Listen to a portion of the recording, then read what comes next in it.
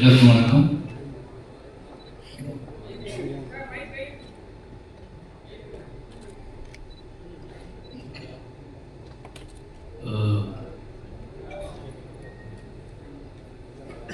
என்ன பேசுன்னு தெரியல. நான் படம் நேற்று நைட்டு தான் பார்த்தேன். அதனால் யோசிச்சுட்டே உட்காந்துருந்தா எல்லாரும் பேசுகிறத கவனிக்க ஆரம்பிச்சேன்னா நிமிஷா இருக்கு பக்கத்துலேருந்து பேசிகிட்டே இருந்தாங்கன்னா நான் எனக்கு ஒரு சின்ன டவுட் அவங்ககிட்ட கேட்டேன். படத்தில் அவங்க கேரக்டர் ஒன்று ஸ்பெஷலாக பண்ணியிருக்காங்க. அது எந்த மாதிரி டிசைன் பண்ணி என்னோட அசிஸ்டன்ட் டைரக்டரோட தான் அந்த படம் நான் பார்த்தேன் நேற்று நைட்டு. இப்போ டிஸ்கஷன் படம் முடிச்சுட்டு பேசும்போது அந்த கேரக்டரோட டிசைன் எப்படி பேசிகிட்டு இருக்கும்போது இப்போ எனக்கு தோணுது உங்களை பார்த்துட்டு தான் அவன் அதை பண்ணியிருப்பாங்கன்னு சொல்லிட்டு. எனக்கு சரியாக இங்கிலீஷ் தெரியாது அப்படின்னா அது என்ன டிசார்டர்னு கண்டுபிடிக்க தெரியல. அது கொஞ்சம் அசிஸ்டன்ட் கேட்டேன் என்ன டிசார்டர் அது அப்படின்னு கேட்டேன்னா அவன் வந்து அது கொஞ்சம் என்ன சொன்னாங்க பயங்கர எனர்ஜியாக இருப்பாங்க, எக்ஸ்ட்ராவாக யோசிப்பாங்க, ஏதாவது ஒன்று பாடு அப்போ அது எப்படி யோசிச்சுக்கிட்டே படம் காது ஓட்டிட்டு வந்ததை பற்றி என்ன பேசுறது அப்படி யோசிச்சிட்டே வந்தேன். வந்து உட்கார்ந்து அவங்க பண்ணுற ஆக்டிவிட்டிஸ்லாம் பார்க்கும்போது இது அதுக்கு சேர்ந்தது தான் ரொம்ப எனர்ஜியாக இருக்காங்க. நிச்சயமாக டீமுக்கு உங்களை நன்றி சொல்லணும். இந்த படம் பார்த்தேன் ஃபஸ்ட்டு அந்த படத்துலேயே உங்களை ஆரம்பிச்சுக்கலாம் நினைக்கிறேன். நெல்சன் பழக்கம் வந்து நான் அந்த நெல்சனுக்கு கால் பண்ணுறதுக்காக ஒன்று நெல்சன் கால் பண்ணிட்டேன். ஃபோன் அடிச்சுட்டு யோ இங்கே இருக்கேன் அப்படின்னு கேட்கும்போது மாதிரி நான் நெல்சன் பேசுகிறேன் நம்ம நெல்சன் பேச மாட்டேன் அப்படி. அப்போ நெல்சன் எனக்கு ரொம்ப பிடிக்கும். ஏன்னா ஒரு நாள் கூத்து அவரோட முதல் படம். பொதுவாக நம்ம என்ன நினைப்போம்னா 2 ஆப்ஷன் இருக்குது சினிமா நம்ம வந்து சூஸ் பண்ணுறதுக்கு. படம் 2 ஆப்ஷன் அப்படின்னா 2 வேரியேஷன் இருக்குது. ஒன்று ஃபைட், ஒரு என்ன சொல்கிறதுனா யார் என்ன சொன்னாலும் கேட்காம அடமெண்ட்டாக நம்மளோட கிரியேஷன் இப்படியாப்பட்ட கதைகளை சூஸ் பண்ணி அந்த கதைகளுக்காக ஃபைட் பண்ணி அந்த கதைகளை மேடை ஏற்றுறது, அந்த கதைகளை வந்து ஆடியன்ஸ்ட்டை கொண்டு போய் சேர்க்கறதுன்னு ஒரு விஷயம் இருக்குது.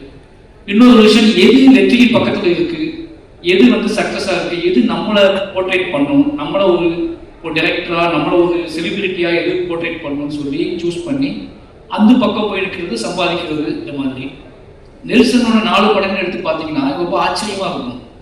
என்ன ஆச்சரியமாக இருக்கும்னா அவர் கதை ரொம்ப கனமான கதைகளை எடுத்துக்குவார். நான் நிறைய நாள் யோசிச்சிருக்கேன் அவர் வயசு தான் என்ன ஏன் அழகு ஒரு நாள் வந்து பார்க்கும்போது எனக்கு வந்து அப்போ வந்து அவர் கூட பழகின ஃப்ரெண்ட்ஸ்லாம் எனக்கு ஃப்ரெண்ட்ஸாக இருந்தாங்க. அவங்க எல்லாரும் நெல்சன் பேசும்போது சின்ன பையன் மாதிரி நினச்சிட்டேன் நான்.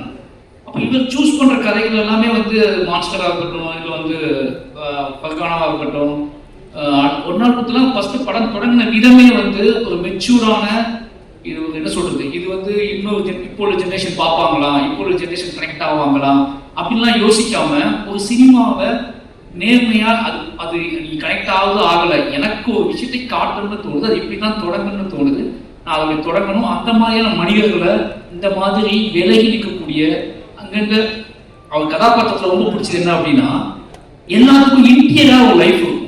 எல்லா கேரக்டர்ஸுக்கும் இன்டீரியராக ஒரு லைஃப் இருக்கும். வெளியே நம்ம எல்லாம் ஜாலியாக இருப்போம், ஆடுவோம், பாடுவோம், என்ன ஏதோ பண்ணுவோம். பொது புத்தி என்ன இருக்கோ பொது புத்தியோட கனெக்ட் ஆகி பொது புத்தி கூட ட்ராவல் பண்ணிட்டு இருப்போம். பட் இன்டீரியராக இருக்கிறத நம்ம வந்து பெருசாக எஸ்டாப்ளிஷ் பண்ண மாட்டோம். அது நமக்கு பிடித்தமான மனிதர்கள்ட்ட ஒரு கேர்ள் ஃப்ரெண்ட்கிட்டயோ இல்லை அவங்ககிட்ட கூட நம்ம மறக்க ட்ரை பண்ணுவோம். அவருடைய 4 படத்துலையும் பார்த்தீங்கன்னா அந்த கேரக்டர்ஸ் அவரோட கேரக்டர்ஸ் இன்டீரியரான அவங்க மனசுக்குள்ள இருக்கக்கூடிய அந்த மனசுக்குள்ள கேட்டுக்கிட்டே இருக்கக்கூடிய ஒரு பாட்டுக்கு அவங்க ஆடி இருப்பாங்க, மனசுக்குள்ள கேட்டுக்கிட்டே இருக்கக்கூடிய ஒரு கேள்விக்கு அவங்க பதிவு பேச ஆரம்பிச்சிருப்பாங்க, மனசுக்குள்ள கேட்டுக்கிட்டே இருக்கக்கூடிய மனசுக்குள்ள வந்து வரைஞ்சிக்கிட்டே இருக்கக்கூடிய ஓவியத்தை வெளியே காட்ட ட்ரை பண்ணுவாங்க. இப்படியாப்பட்ட கேரக்டர்ஸ் அவர் கிரியேட் பண்றாரு. அது என்ன அப்படின்னா எங்க ஜென்ரேஷன் கேரக்டர்ஸ் தான் நெல்சன். எங்க ஜென்ரேஷன்ல அவர் தனியா இருக்காரு. நான் நினைக்கிறது அப்படிதான் நினைக்கிறேன். அவருக்கு வந்து ஒரு சோசியல் ரெஸ்பான்ஸ் இருக்கு, ஒரு சமூக பொறுப்பு இருக்கு. அதே நேரத்துல அதை எல்லாத்துக்குள்ளேயும் நம்ம எல்லா தளத்திலையும் நீங்கக்கூடிய அது ஒரு ஐடியா இருக்கட்டும், ஐடி பீப்புளாக இருக்கட்டும், அது எஃப்எம் மாதிரி ஒரு இதுவாக இருக்கட்டும், வீட்டுக்குள்ள அடங்கி இருக்கிற பொண்ணாக இருக்கட்டும், அல்லது மாஸ்டர் மாதிரி அந்த எல்லாத்துக்கும் தனித்த அங்கங்கே விடுபட்ட தென்படக்கூடிய டக்குனு தென்படாத கேரக்டர்ஸ்களோட உள்ளுக்குள்ள இருக்கிற வாழ்க்கையை படம் பிடிச்சு காட்டுறதுல எங்கேயாவது வேலை கிடைக்காதா? ஏன்னா அவர் பேசுனது இல்லை. அவர் படம் பார்க்கவே எனக்கு தோணும் இந்த படம் வந்து அப்படியே ஒரு ஆற்றுல இலையத்துக்கு போட்டால் அது டிராவலை மெதுவாக போயிட்டு இருக்குல்ல, அந்த மாதிரி எந்த சலனமும் இல்லாமல் எந்த பெரிய ஆர்ப்பாட்டமும் இல்லாமல் நீங்கள் ஒரு நாவல் படிக்கிற மாதிரியான உணர்வுகளை தரக்கூடிய படங்கள் இருக்கக்கூடியவர் தான் நெல்சன். நீங்கள் மான்ஸ்டரில் பார்த்தீங்கன்னா எப்படியான காமெடி பண்ணலாம், ஆனால் அதுலேயும் சென்சிபிளான காமெடிஸ் தான் பண்ணியிருப்பார். அதை வச்சுக்கிட்டு போக்கு மக்கள்லாம் பண்ணியிருக்க மாட்டார். இது ஏதாவது ஒரு ஸ்டேஜ் கிடைக்காதுன்னு நான் அவர்கிட்ட டிஸ்கஸ் பண்ணுறதுக்கு, அவர் பேசுறதுக்கு. ஏன்னா இந்த தலை ரொம்ப முக்கியமானது. அப்படி நீங்கள் பார்க்கும்போது எனக்கு வந்து அந்த கதையை வந்து சூஸ் பண்ணதும், இந்த கதையை படம் பண்ணணும் சூஸ் பண்ணதும், அவரோட அந்த பயோபிக் அவரோட சினிமாகிராஃபியில் பார்க்கும்போது எனக்கு தெரியுது அவர் இந்த மாதிரி தான் சூஸ் பண்ணுறாரு. நினைச்சு பார்த்தா அவருக்கு ஒரு சினிமா அறிவு இருக்கு, சினிமா வட்டம் இருக்கு. இப்ப என்ன புதுல வேகமா ஓடும், இப்ப என்ன படம் எடுத்தா பயங்கரமா கிட்டாக நினைச்சா ஒரு கதையை அவரால் பண்ண முடியும். ஆனா அவர் அந்த ஒரு ஆற்றின் போக்குல விழக்கூடிய கூழாங்கல்லாவே இருக்காரு. அவருக்கு வாழ்த்துக்கள். நிச்சயமா அந்த ஒரு லிஸ்ட்ல வந்து டிஎன்ஏ படமும் ஒரு மனசுக்கு நெருக்கமான படமா இருந்துச்சு. அது காரணம் என்ன அப்படின்னா, ஒரு நாவல் படிக்கிற மாதிரி இருந்துச்சு. குட்டியா நம்ம ஒரு நாவல் படிப்போம்ல. என் ஹஸ்பண்ட கேட்டேன் எப்படா கேட்டா, எல்லாருமே ஒரு நாவல் படிச்சு முடிச்சுட்டு அவங்கள்ட்ட கேட்டோம்னா அவங்க அந்த ரியாக்ஷன் தான் கொடுப்பாங்க, எந்த பக்கத்தை பத்தி பேசுறது அப்படின்னு சொல்லி. அந்த மாதிரி எல்லாத்துக்குமே ஒரு அமைதியும் ஒரு மௌனம் இருந்துச்சு. ஏன்னா இது வந்து இந்த படத்தை பார்க்கும்போது என்னன்னா, நீங்க ஆர்ப்பாட்டம் இல்லாம ஒரு உண்மையை நேரம் பார்க்க ஃபீல் இருக்கும். இந்த படத்தை பார்க்கும்போது என்ன தோணும் அப்படின்னா, ஊரு கத்திலாம் பார்க்க முடியாது. ஒரு படத்தை பார்க்கும்போது நம்ம படுத்து எந்திரிச்சு போன இடத்துல பக்கத்துல ஒன்று நடந்திருக்கும். நம்ம ஒரு பில்கட்ட கவுண்டர் நின்றுப்போம். அந்த கவுண்டருக்கு ஒரு கதை நமக்கு தெரியாது. நம்ம ஒரு டாக்ஸில டிராவல் பண்ணியிருப்போம். அந்த டாக்ஸிக்குள்ள ஒரு பயங்கரமான கதை நமக்கு தெரியாது. நம்ம இப்படி அங்கங்க வாழ்க்கையை வாழ்ந்துட்டே இருப்போம். நம்ம நடந்து உட்கார்ந்து தூங்கி சிரிச்ச அல்லது தவிச்ச அந்த இடத்துக்குள்ள ஒரு பயங்கரமான ஒரு கதை இருக்கும். ஹியூமன் வேல்யூவோட ஒரு கதை இருக்கும். அந்த கதையை சொல்லக்கூடிய ஒரு படமா தான் டிஎன்ஏ வந்திருக்கு. நாம வந்து நம்பி போகக்கூடிய ஹாஸ்பிட்டல், நாம நம்பி பேசக்கூடிய டாக்டர்ஸ், நாம நம்பி திரும்பக்கூடிய நம்மளோட துணைகள், நம்மளோட உறவினர்கள், நம்மளோட காவல் அதிகாரிகள், இவங்க எல்லாத்துக்குள்ளேயும் கூடக்கூடிய கதையே வந்து அதை சென்டர் பாயிண்ட் பண்ணி அதுக்குள்ள ஒரு வேல்யூஸ் கிரியேட் பண்ணி அந்த இது நடந்தால் என்ன ஆகும் இருக்குல்ல. இப்படியாப்பட்ட மனிதர்கள் வாழ்ந்துட்டு இருக்காங்க, இப்படியாப்பட்ட மனிதர்கள் இருக்காங்க. இவ்வளவு நம்ம எவ்வளவு ஹியூமனுக்கு வேல்யூ கொடுக்குறோமோ, அதே மாதிரி ஹியூமன் வேல்யூவே இல்லாத ஹியூமன்ஸ் கிரியேட் பண்றக்கூடிய நாசக்கார உலகம் இருக்குல்ல, அந்த நாசக்கார உலகத்துக்குள்ள நம்ம எப்படி நாம அது தெரியாம அதுக்குள்ள எப்படி பின்னி பிணைஞ்சு கிடப்போம் அப்படிங்கிற வெளிச்சத்தை வந்து, அப்படிங்கிற ஒரு பயத்தையும் அப்படிங்கிற ஒரு கவனத்தையும் சொல்லக்கூடிய படமா டிஎன்ஏ வந்திருக்கு. நிச்சயமா இந்த படம் வந்து அதர்வா சொல்லி ஆகணும். அவங்க ஞாபகம் தெரியல. பெரிய பெருமாள் கதை சொன்ன முதல் ஹீரோ அவர் தான். ஷாக்கா இருக்கா? அப்படிதான் இருக்கும். வந்து பரதேசி பார்த்து முடிச்சுட்டு பெரிய பெருமாள் கதை எழுதி முடிச்ச உடனே யார்கிட்ட போலாம் ஹீரோ அப்படின்னு போது, நான் மோடி சாரோட பயங்கரமான ஃபேன். இதே பாட்டு பாடி அழுத, நமக்காக அழுத ஒரு ஜீவன் அப்படின்னு சொல்லி, ஏன்னா ஒன் சைட் லவ் அதிகமாக பண்ண தலைவர். ஓகேங்களா? அது ஒன் சைட் லவ் அப்படிங்கிறது வந்து நம்ம நினைக்கிறோம் ஒன் சைட் லவ்னா சொல்லி அது ஏற்றுக்கொள்ளாத காதல் ஒன் சைட் லவ் கிடையாது. சொல்லவே எனக்கு நீ சொல்லணும் அவசியம் கிடையாது, எனக்கு பிடிக்கும் அப்படின்னு ஒரு நமக்கு கெத்த கொடுத்தது மோலி சார் தான். அவர் ஒரு பையன் ஹீரோ ஆயிட்டான்னு சொன்ன உடனே, நான் பானா காத்தாடி வந்த உடனே பெரிய பெருமாளுக்குள்ள வச்சு யோசிச்ச ஹீரோ அப்படிங்க தான். ஏன்னா மொழி சார் பையன் நம்ம மாதிரி தான் இருப்பாப்புல, நம்ம மாதிரி தான் இருப்பாப்புல, கதை பயங்கரமா ஆக்டா அப்படின்னு சொல்லி மீட் பண்ணலாம் செஞ்சேன், கதை சொன்னேன். பட் ஏதோ ஒரு அவங்களோட பிஸி ஷெட்யூல்ல அந்த கதை கிளிக் ஆகல. சொன்னா நம்ம அன்னைக்கு ரொம்ப ஃபீல் பண்ண அன்னைக்கு, மொழி சார் பையன் கதை பண்ணலையே, யார் தான் படத்தை பண்றது, வேற ஹீரோட போயிடலாமா அப்படின்னு. வேற ஹீரோ மொழி சார் பையனே ஒத்துக்கல இந்த கதையை. நம்மளை பார்த்து நம்ம இப்பவுமே இப்படிதான் இருக்கோம், அப்போ ரொம்ப மோசமா இருப்போம். நம்மளை பார்த்து அவரே நம்ம டயட் நம்மள யார் நம்ம போவா அப்படின்னு பயங்கர அப்செட்டா இருந்தேன். என் ஒய்ஃபிட்டெல்லாம் சொல்லியிருந்தேன் நான், அதர்வா கிளிக் பண்றோம், பெரிய ரூமா இருந்து அதர்வா தான் அப்படின்னு சொல்லி. அது நடக்கல. பட் எனக்கு தெரியும் ஒரு நாள் அவர்கிட்ட நான் ஞாபகம் சொல்லுவேன், இந்த பெரிய அதுக்கான சந்திப்பே நடக்கல ரெண்டு பேத்துக்கும். ரொம்ப நாள் கழிச்சு இன்னைக்கு நம்ம சந்திக்கணும் நினைக்கிறேன். அன்னைக்கு அப்புறம் எங்கேயாவது கிராஸ் பண்ணியிருப்போம். பட் ஆனா பக்கத்துல உட்காந்து எமோஷனலான ஒரு சந்திப்பு நடந்ததுன்னா இன்னைக்கு தான் நடந்திருக்கு. கிட்டத்தட்ட 7 வருஷம் ஆச்சு. அப்பவே இருந்து அவர் மேல ஒரு பார்வை இருந்திருக்கு. அந்த பார்வையின் அடிப்படையில நிச்சயமா அவர் என்ன சொல்றதுன்னா, இன்னும் உயரம் போகக்கூடிய ஒரு நடிகர் தான். இன்னும் உயரம் போகக்கூடிய, உயரமா இருக்கிறதுனாலே கொஞ்சம் ஸ்லோவா போகிறாங்க எனக்கு தெரியல.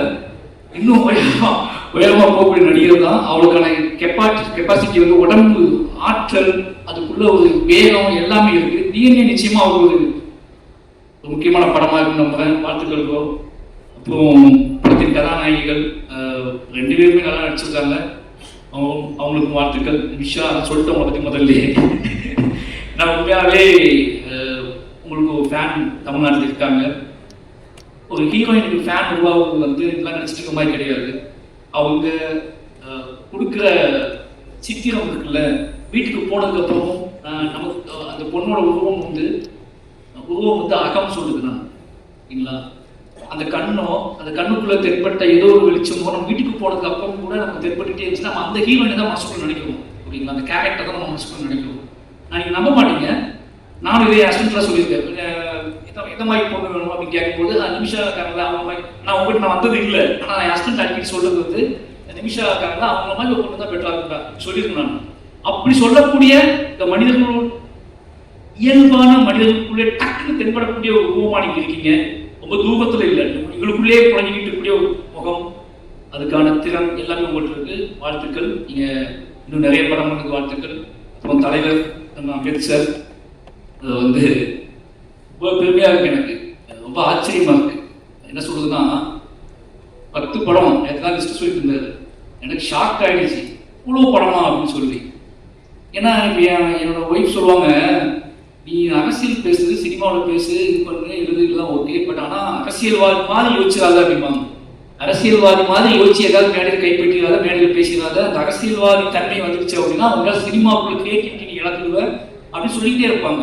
உன்னோட இருக்கிற வாழ்க்கைக்குள்ள ஒரு அரசியல் இருக்கு, அந்த அரசியல் உன்னோட கலைத்தன்மையை ஒரு ஆங்காரம் இருக்கு, அந்த ஆங்காரத்துக்கு நீ வேலை செஞ்சுட்டு இருக்கு. ஆனால் அரசியல்வாதி கிட்ட அந்த ஆங்காரம் இருக்குமான்னு தெரியாது. ஏன்னா ஒரு மேடை மக்களை மெயின் ஸ்ட்ரீம் மக்களை நோக்கி கவரக்கூடிய, மெயின் ஸ்ட்ரீம் மக்களை கவரக்கூடிய மட்டும் கிடையாது, மெயின் ஸ்ட்ரீம் மக்களை தனக்கான ஆட்களாகவே மாற்றக்கூடிய அரசியல்வாதி பாயிண்ட் இருக்கு. தனக்கான மக்களாக மாற்றக்கூடியது கிடையாது கலை, மக்களை சமூகத்துக்கான மக்களாக மாற்றக்கூடியதுதான் கலை. அப்போ அரசியல்வாதியாக மாற சினிமா போயிருக்கும் போது ஒரு அரசியல்வாதியாக வந்து 10 படம் பண்ணியிருக்காரு. இந்த 10 படமும் நல்ல நல்ல படங்கள் பண்ணியிருக்காரு. அவர் சொன்ன லிஸ்ட்டே நான் நேற்று தான் கேட்டேன். எனக்கு கழுவத்தி முகம் ரொம்ப படம் தெரியாது, எனக்கு அதுவே ஆச்சரியமா இருந்துச்சு. அப்போ ஜிப்சி மணமுத்தி பறையெல்லாம் பண்ணியிருக்காரு, மணமுத்தி பறை பண்ணியிருக்காரு, ஜிப்சி பண்ணியிருக்காரு, கழுவத்தி முகம் பண்ணியிருக்காரு, டாடா பண்ணியிருக்காரு. இன்னைக்கு எல்லாருமே நல்ல டேரக்டரா இருக்காங்க. ராஜ்மோகனை வந்து ஜிப்சி பண்ணதுக்கு அப்புறம் அந்த மாதிரி ஒரு கான்செப்ட் அவ்வளோ ஆர்டிஸ்டிக்கா எடுத்துருப்பாங்க அந்த படத்தை. அந்த படம் எடுத்துட்டு பாருங்க, அந்த படத்தை இன்னும் செலிப்ரேட் பண்றாரு, அந்த படத்தை கொண்டாடுறாரு. அது ஏன் படம் ஜிப்சி ப்ரொடியூசர் நான் சொல்றாரு, இந்த கெத்துனா இருக்குல்ல, இது ரொம்ப நல்ல விஷயம் சினிமாவுக்கு. ஒரு ப்ரொடியூசர் அரசியல் தன்மையோடு இருந்து சினிமாவை புரிஞ்சுக்கிட்டு நம்ம பேசும்போது நமக்கு ஆச்சரியமா இருக்கு. அரசியலை ஒதுக்கிட்டு சினிமா பேசுறதுன்னு சொல்லி பழகுறாங்கல்ல, ரொம்ப பயமா இருக்கு. ஏன்னா நமக்கு நல்லாவே தெரியும் சினிமாவில் முடிச்சுக்க அரசியல் தான் போக்குவாங்க. ஆனால் இப்போ தொடக்கத்தில் நம்ம என்ன சொல்லுவாங்க, அரசியல் மட்டும் வேணாம் தலைவா பேசும்போது ஆச்சரியமா இருக்கும். அப்படி பேசின ஆட்கள் எல்லாருமே நீங்க அரசியல் தான் போறாங்க.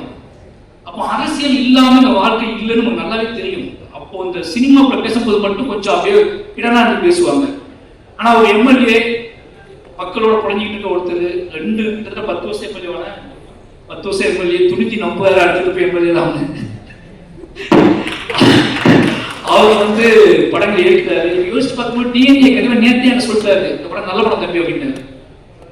நீ பார்த்துட்டு சொல்லி தரது கூட அவர் சொல்ல, நீ பார்த்துட்டு தரது கூட சொல்ல தம்பி நல்ல படம் நீ பார்த்தது அப்படின்னு. அந்த தன் படத்தின் மீது ஒரு ஆங்காரமான நம்பிக்கையும் அதை பார்த்துருங்க அப்படின்னு சொல்றது இது இருக்குல்ல, அந்த கெத்து இருக்குல்ல, எடுத்துருக்கோம் அதை பார்த்துட்டு சொல்றேன் அப்படிலாம் சொல்ல. நான் நல்ல படம் எடுத்திருக்கேன், அந்த படத்துக்கு மட்டும் இல்லை இன்னும் முடிவு பெறாத படத்துக்குலாம் அவர் சொல்றாரு. ஒய்ஃப் படம் படிக்கிற தம்பி செம்ம படம் எழுதி வச்சுக்கோ, நல்ல பெரிய டைரக்டர் ஆமான்னு சொல்றாரு. அப்போ டாடா டைரக்டர் சொல்றாரு, அவன் என்ன அவன் எங்கேயோ போய் மாட்டிக்கிட்டான், நான் தான் டைரக்டர் ஆகினேன், கூப்பிட்டு அடுத்த படம் ரெடி பண்ணணும்னு சொல்லி எல்லாத்தையும் பத்தி பேசிட்டு இருக்க ஒரு ஆளா இருக்காரு. அப்படியே நம்மளே பிடிச்சதாப்ல நீ எப்போ சொல்ல அப்படிங்க. நான் சொல்ல போச்சு உள்ள வச்சு கூட்டிட்டாங்க, சாரி யார் வச்சுக்கானே தெரியலன்னு சொல்லிட்டேன். என்னோட சாரி யார் வச்சுக்கானே தெரியல, உள்ள வச்சு கூட்டிட்டாங்க, நான் உள்ள இருந்தே படம் பண்ணிட்டு இருக்கேன் சொல்லிட்டேன். அதனால ஒரு இந்த மாதிரி ப்ரொடியூசர்ஸ் கிடைக்கிறது பெரிய விஷயம். சூப்பர்ண்ணே, ரொம்ப நன்றி. ஏன்னா இந்த டீம் பார்த்தீங்கன்னா நம்ம எந்த ஃபங்க்ஷனுக்கு போனாலும் ஏதோ ஒரு ஃபங்க்ஷனுக்கு போக நம்ம படம் கிடையாது அப்படின்னு போவோம். அந்த ஃபங்க்ஷனுக்கு போய் உட்காந்துக்க தான் தெரியும், உட்காந்துக்கவங்க ஃபுல்லாக நமக்கு ரொம்ப நெருக்கமானவங்களா இருப்பாங்க. அப்படி இந்த நேரில் ஃபுல்லாக ஆலோசனை ஒன்று ஆனால் செம அடிச்சிருக்கீங்க. அது என்னமோ தெரியல, உங்களை பார்த்துட்டு எல்லா கேரக்டருமே இப்போ பாலசக்தியை பார்த்துட்டு சில கேரக்டர்ஸ் போகிறாங்க.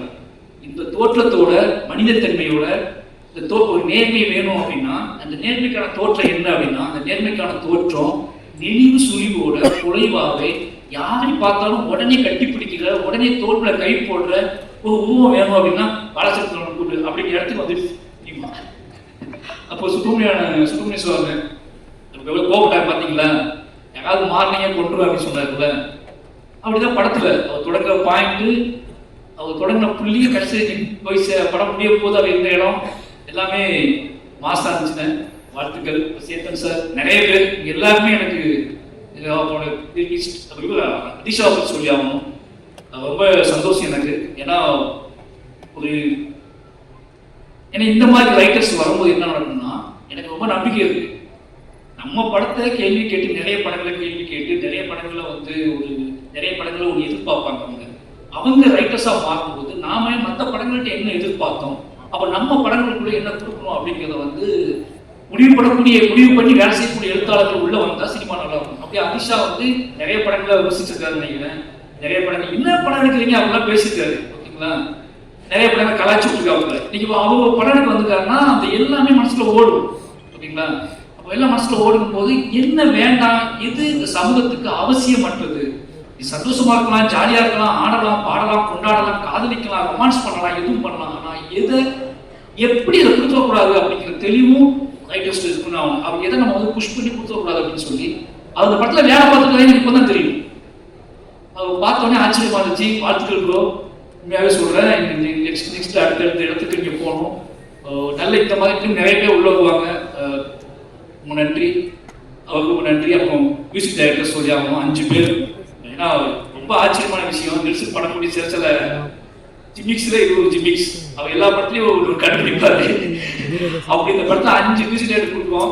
5 புது மியூசிக் டைரக்டர் புதுசா போயிடுவோம்னு சொல்லி அதுக்குள்ள ஒரு பெரிய வரலாறு இருக்கு. காசு கம்மியா இருக்கு, டீமுக்கு ஈஸியா வேலை வாங்கிக்கலாம். ஒரு பயங்கரமான பிளான் பண்ணிக்கிற ஒரு மியூசிக் டைரக்டர் வேலை பார்க்கறதே பெரிய விஷயமா இருக்கு. 5 மியூசிக் டைரக்டர் இருக்கும்போது இவர்கிட்ட சொல்லும் போது அப்படியே கொடுத்துட்டாரு கொடுக்காம சொல்லி எப்படியோ வேலை பார்க்க முடியும். அந்த 5 பேரையும் இன்ட்ரடியூஸ் பண்ணி வச்சிருக்காரு.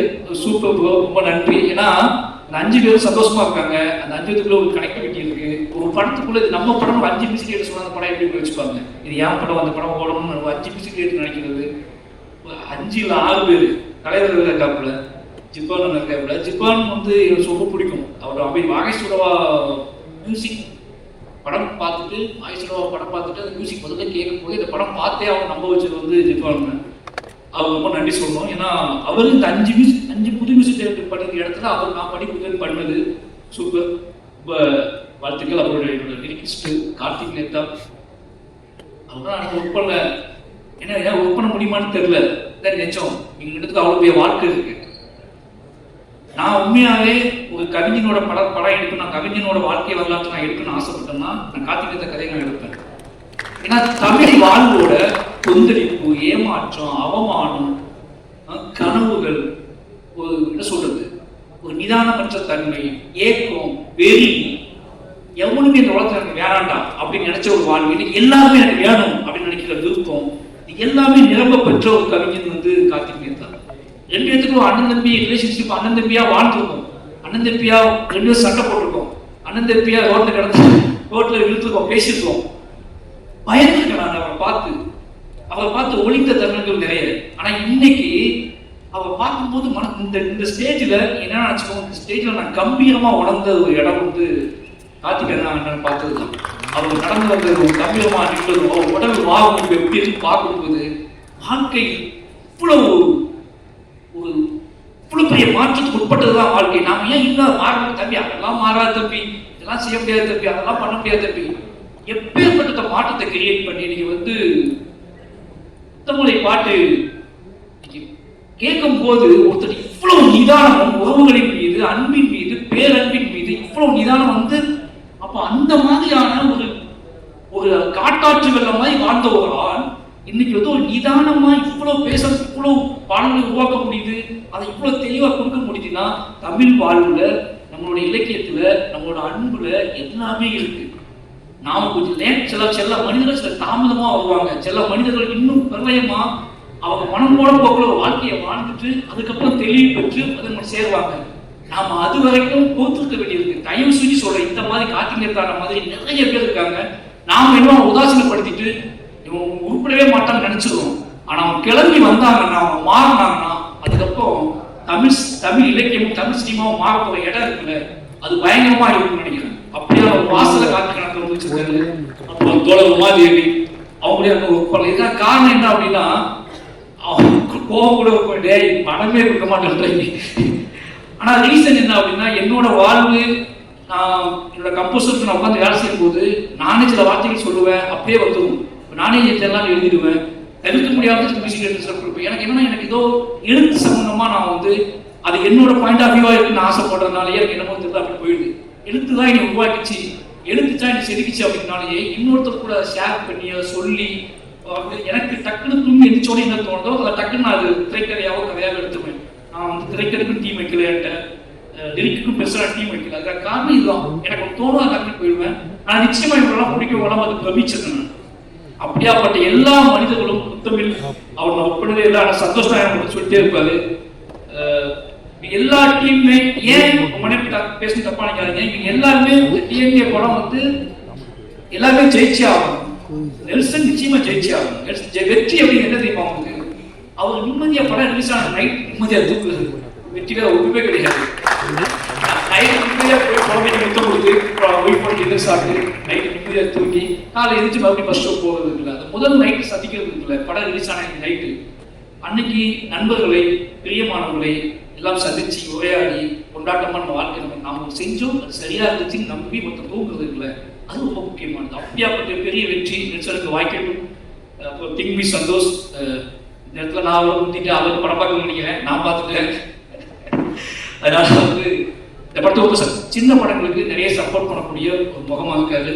அவருக்கு வாழ்த்துக்கள். திங்மி டிஎன்டி படத்துக்கு பயங்கர சப்போர்ட் பண்ணுறோம். அப்புறம் இந்த பாடலை வெளியிட்டவர்கள் ரொம்ப ஆச்சரியமா இருந்துச்சு. ஏன்னா அவர் என்ன சொன்னாரு, இவங்க தான் வாங்க தம்பி, இவங்க தான் பண்ணு தம்பி மேடையில் அப்படின்னு சொல்லி சினிமாவை விட்டு ஒதுங்கி வீட்டுல கூட்டி வச்சு படிச்சவங்க தானே. அதான் சினிமா பார்க்காத கெட்டு போயிடுவேன்னு சொல்லி இல்லையா? சரி, அப்போ நல்ல விஷயம் தான். சினிமா பார்த்தும் நல்ல சினிமா பார்த்துக்கிறாங்க. நல்ல சினிமா பார்த்து வாழ்க்கையிலையும் பெருசா படிப்பிலையும் சரி பெருசா ஜெயிச்ச ரெண்டு பேத்துக்கும் டிஎன்ஏ டீமுக்கு வந்து சப்போர்ட் பண்ண ரெண்டு பேத்துக்குமே நன்றி, வாழ்த்துக்கள். நிச்சயமா டிஎன்ஏ படம் எல்லாத்துக்கும் சந்தோஷத்தையும் நிம்மதியை கொடுக்கக்கூடிய கொண்டாட்டத்தை கொடுக்கக்கூடிய படமாகட்டும். வந்திருந்த அனைவருக்கும் என்னோட நன்றியும் அன்பு.